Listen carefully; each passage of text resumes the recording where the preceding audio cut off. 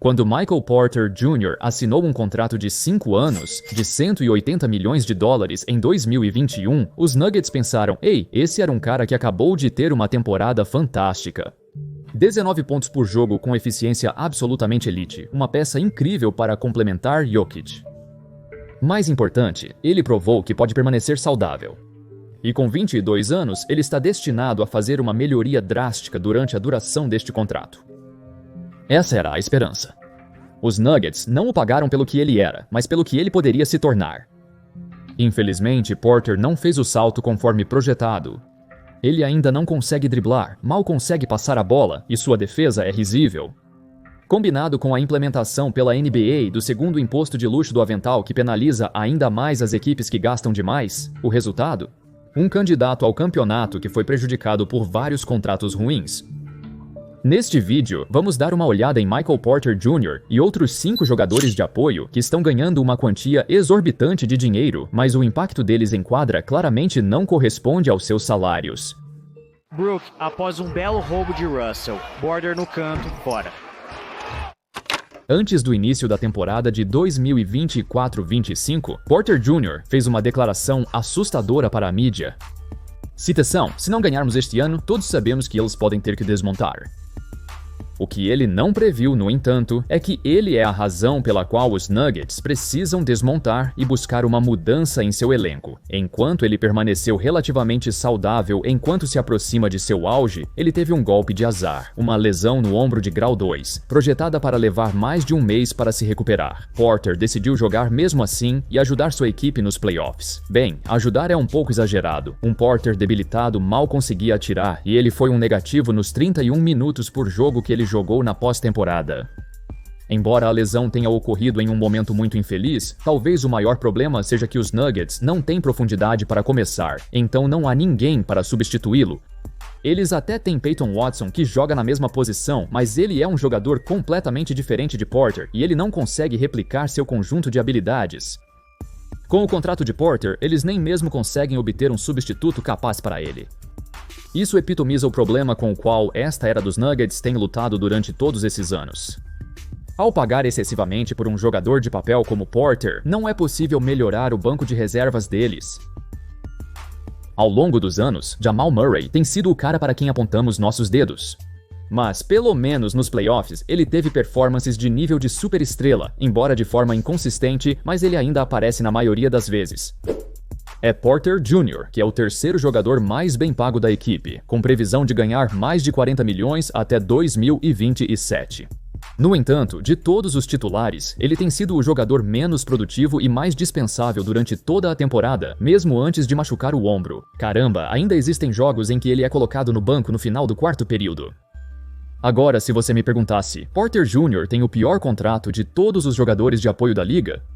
Não, eu não acho. Existem muitos jogadores, alguns que você verá neste vídeo, que produzem muito menos do que Porter. Mas é a combinação de sua produção e as esperanças decrescentes dos Nuggets por outro campeonato, porque seu contrato é o grande alerta vermelho que os impede de avançar.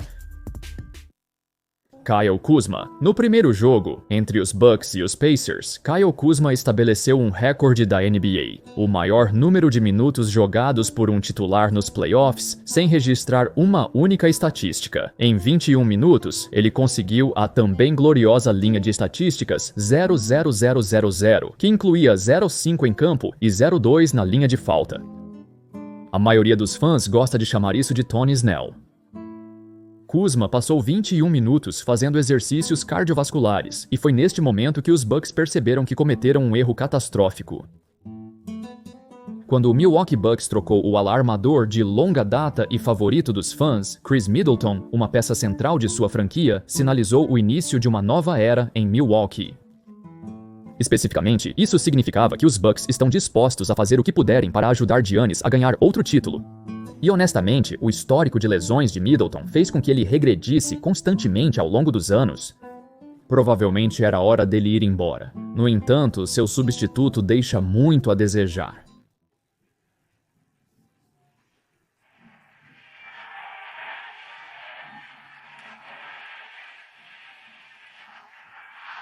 Kuzma. Passou mais de 3 anos em Washington, Distrito de Colômbia, tornando-se o garoto propaganda para estatísticas vazias. Então, quando ele se juntou e expressou sua empolgação por estar em uma equipe de playoffs novamente, parece que ele não estava mais acostumado com os holofotes e deu um grande vexame. Curiosamente, essa não foi a sua pior série de playoffs de todos os tempos. Kuzma tem o hábito de se encolher sob pressão, mesmo de volta em Los Angeles. Infelizmente, Kuzma está preso em um contrato de 23 milhões por ano até 2027. Absolutamente nojento. É uma coisa ter suas estrelas sendo super pagas. É outra ter um jogador de apoio sendo pago com dinheiro de titular. No entanto, parecia completamente inútil nos playoffs. Na verdade, os Bucks tinham vários jogadores de apoio inúteis nos playoffs. Brook Lopez não conseguia acompanhar os Pacers mais rápidos e atléticos. Os Bucks têm muitos salários de dívida em seu elenco a ponto de fazer você se perguntar: será que é possível para eles negociarem todos esses ativos negativos e ainda competirem durante a era de Giannis? Jared Vanderbilt. Não faz muito tempo que Jared Vanderbilt era considerado uma das maiores promessas jovens da NBA. O cara era um prodígio atlético de 2,6 metros que fornecia todos os intangíveis que uma equipe de playoffs precisa para se destacar no próximo nível. Jaden McDaniels é o cara que os Wolves pensaram que Vanderbilt se tornaria. Mas, quando ele foi negociado como parte do pacote para receber Rudy Gobert, a carreira de Vanderbilt desmoronou. Em 2023, os Lakers lhe deram uma extensão de 48 milhões por 4 anos, o que parecia razoável na época. Alguns até diriam que foi um bom negócio. Eles deram a ele esse dinheiro com base em suas conquistas passadas nos Wolves, com a esperança de que ele pudesse ser aquele cara intangível que une tudo em Los Angeles. O que os Lakers não levaram em conta, no entanto, foi o corpo de Vanderbilt se desgastando na tenra idade de 24 anos. Na campanha de 2023 a 24, Vanderbilt misteriosamente perdeu a maior parte do ano com um problema recorrente no pé que aparentemente nunca desapareceu. Digo misterioso porque sempre parecia que ele deveria voltar e retornar, mas ele sempre estava como 2, 3, 4 semanas atrasado. Após o final da temporada, os médicos descobriram que ele tinha um esporão de osso persistente, junto com uma estranha dor no calcanhar que não cicatrizava corretamente. Como resultado, Vanderbilt foi forçado a fazer cirurgia em ambos os pés. Vários anos se passaram, e após a cirurgia, Vanderbilt não se parece em nada com o cara para quem os Lakers deram 12 milhões por ano. Na verdade, a equipe passou por mudanças significativas na escalação desde então. Mas uma coisa permanece certa: Vanderbilt não pode mais jogar. Como? Em oposição à ala, Vanderbilt fingiu um recuo e Connolly perseguindo. Consequentemente, ele viu uma redução severa no tempo de jogo. E nos playoffs, ele foi ainda menos eficaz, se é que isso é possível. Mesmo quando Vanderbilt está em campo, ninguém o marca. O cara tem uma falta preocupante de talento ofensivo. Ele não consegue driblar, não consegue passar, nem mesmo consegue chutar. E com o peso dos problemas no pé, ele nem parece mais atlético ou energético. E essas eram suas supostas forças. No papel, 12 milhões por ano não é uma quantia absurda na paisagem moderna da NBA. Mas pense dessa maneira: os Lakers já estão desesperadamente precisando de mais profundidade. Então, esses 12 milhões de dólares são essencialmente desperdiçados em espaço morto no teto salarial, considerando seu impacto minúsculo. Sem mencionar, ele tem o contrato mais longo entre todos no elenco atual. Com uma opção de jogador, ele poderia permanecer como Laker até 2028. Continue recebendo esses cheques, Vando. Acho que essa tem sido a história dos anos crepusculares da carreira de LeBron, com alguns contratos desastrosos e jogadores de apoio que impediram os Lakers de retornar à sua glória de campeonato. Terry Rozier, em um podcast de Bill Simmons, em janeiro de 2024, ele disse provavelmente a coisa mais absurda que eu já ouvi. Citação: Terry Rozier vai dar ao Heat 80% do ataque que Damian Lillard faz e uma defesa melhor. Tipo, o quê? Agora, para ser justo com Bill, ele disse isso quando Rozier estava tendo uma temporada de carreira em todos os aspectos. Imediatamente após sua chegada a Miami, seus números caíram e, um ano depois, todo o seu jogo foi jogado pela janela. Conforme a temporada progredia, ele tinha dificuldade em se adaptar ao calor. Depois de fazer o que queria em Charlotte por 5 anos, ele não conseguia entender como era jogar para um treinador competente agora, com um ataque que não é apenas deixar os guardas fazerem o que quiserem. Logo, ele saiu da rotação e não apareceu em nenhum jogo para o Heat nos playoffs. Não que isso teria importado. Passar de números razoavelmente decentes para isso? Ah, eu esqueci, ele também vai ganhar 26 milhões no próximo ano. No entanto, Rozier se tornou o centro das atenções por um motivo diferente. Em 30 de janeiro de 2025, a ESPN informou que Rozier estava sob investigação federal em relação a atividades de apostas incomuns. Atividades de apostas suspeitas envolvendo o armador Terry Rozier em um jogo quase 2 anos atrás estão agora sendo investigadas por promotores federais como parte da mesma investigação que levou ao banimento vitalício do ex-jogador dos Raptors, Jont Porter.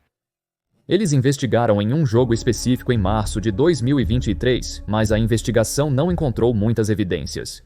E ao contrário de Jont Porter, Rozier foi absolvido de todas as acusações. Ele foi considerado inocente. Mas ainda assim, isso foi a cereja do bolo de um jogador que literalmente não conseguia fazer nada certo em quadra. E agora ele tem todo esse drama fora da quadra também. Os fãs do Heat queriam que ele fosse embora o mais rápido possível. Felizmente, com seu contrato prestes a expirar em apenas mais uma temporada, a fé na humanidade será logo restaurada. Isaiah Stewart, além de ter, na minha opinião, o melhor apelido da liga no momento, Beef Stew é mais conhecido como um instigador. O cara número 1, Jeremy Grant. E ó, Stewart e LeBron. Stewart está pegando fogo. Aposto que toda vez que você vê um destaque dele, ele provavelmente está envolvido em uma confrontação ou uma briga. Durante os anos sombrios dos Pistons, Stewart se tornou uma figura proeminente por sua resistência e resiliência. E se você observar o comportamento dele, provavelmente nem pensaria que ele está no início dos 20 anos. No verão de 23, os Pistons o contrataram para uma extensão de 4 anos e 60 milhões, com a esperança de que ele seria uma peça central desta jovem equipe nos próximos anos. O resultado foi a pior temporada na história dos Pistons. Havia tantos problemas com este elenco que você pode contar. Mas o principal era o terrível espaçamento. Então, quando os Pistons fizeram um esforço concentrado para sair e assinar agentes livres para melhorar, Stewart passou de um titular jogando 30 minutos por noite para o banco jogando menos de 20 minutos por noite. Tobias Harris assumiu seu lugar como o ala pivô titular, e embora ele não seja um grande arremessador, ele é bom o suficiente para fazer a defesa prestar mais atenção. Alguns fãs fervorosos dos Pistons se perguntaram: isso é ruim para o desenvolvimento de Stewart? Perder sua posição de titular para Tobias Harris? Sua 5ª temporada na NBA viu ele registrar um mínimo de carreira em minutos, pontos, rebotes e taxa de 3 pontos. O contrato de Stewart certamente não é o pior da liga, mas este é um estágio crítico para o futuro dos Pistons.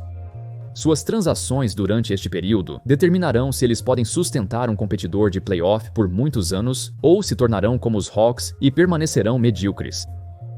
Com 15 milhões por ano, esse é o dinheiro de um titular indo para um jogador que não se encaixa na formação inicial.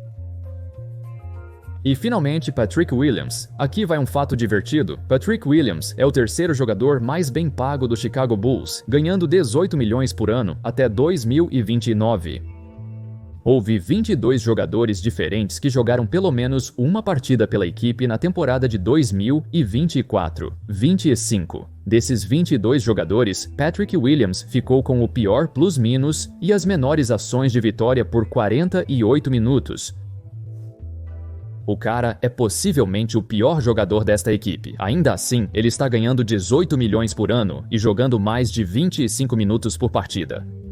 Você nem precisa ver todas essas estatísticas avançadas para saber o quão ruim ele é. Um cara que acerta menos de 40% dos arremessos como ala pivô.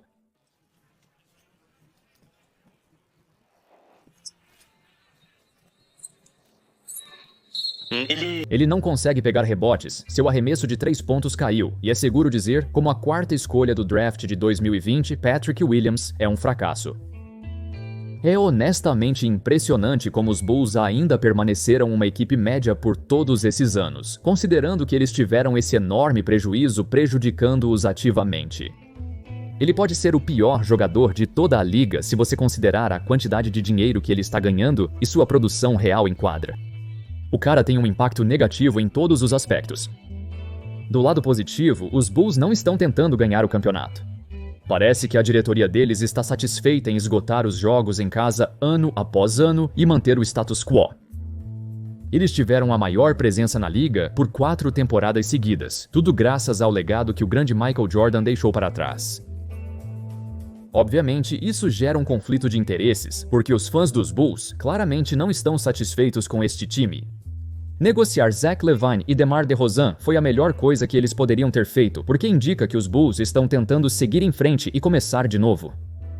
Para Patrick Williams, no entanto, seu maior obstáculo tem sido ele mesmo. Com o treinador Donovan defendendo, eu não tenho necessariamente uma ótima resposta sobre onde ele está mentalmente ou o que está passando pela cabeça dele durante o curso de um jogo. Eu acho que uma das coisas com as quais ele luta e batalha é onde ele é o crítico mais severo de si mesmo em quadra. Lesões geram inconsistência e elas prejudicaram a confiança dele ao longo dos anos. Nesta fase da carreira dele, é seguro dizer que ele não faz mais parte dos planos futuros dos Bulls. Isso é, se eles conseguirem encontrar uma maneira de se livrar dele. De qualquer forma, esses foram os 6 jogadores de apoio com os contratos mais miseráveis. Para a maioria desses caras, não era assim quando eles foram contratados pela primeira vez. Mas com o tempo, nem todos melhoram como você espera que eles melhorem. De qualquer forma, deixe-me saber suas opiniões nos comentários. Você consegue pensar em outros jogadores que possam se encaixar no tema deste vídeo? Muito obrigado a todos por assistirem, espero que tenham gostado do vídeo e, claro, como sempre, vejo vocês na próxima. Paz! Obrigado!